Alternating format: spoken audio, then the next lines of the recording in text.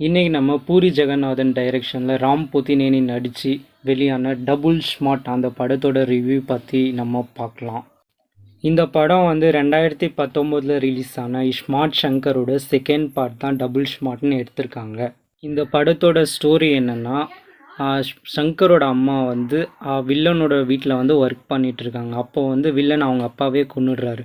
அதை அவங்க பார்த்துடுறாங்க. அதனால் அவரையும் அந்த அம்மாவையும் ஸ்மார்ட் ஷங்கர் அவர் சின்ன குழந்தையாக இருக்கும்போது அவர் 2 பேரையும் சுட்டுடுறாங்க. அப்போது அவங்க சுட்டதில் அவர் பையன் சாகாமல் இருந்து பெரியவனாகி வளர்ந்ததுக்கு என்னெல்லாம் பண்ணுறான், எப்படி அவரை இந்தியா வர வைக்கிறான், அந்த ரிவெஞ்சை எப்படி தீர்த்துக்கிறான், அதுதான் இந்த படம்.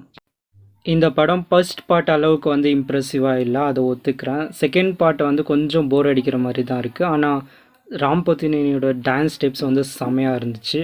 அப்படி பார்த்தா ஃபர்ஸ்ட் பார்ட்டில் அவரோட மெமரி ட்ரான்ஸ்ஃபர் பண்ணும்போது இன்னொருத்தர் இருப்பார், அவருக்கும் இவருக்கும் என்ன ஆச்சு அப்படின்றத இவங்க காட்டவே இல்லை.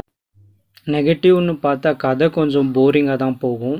இந்த படத்தில் காமெடி ஆக்டர்ஸ் அலி அப்படின்றவர் பண்ணியிருக்காரு. அந்த காமெடிஸ் சூப்பராக இருந்துச்சு. அந்த காமெடிக்காகவும் ராம் போத்தினேனி சாருக்காகவும் இந்த படத்தை ஒரு டைம் என்ன பார்க்கலாம். இந்த படம் இப்போ தமிழ்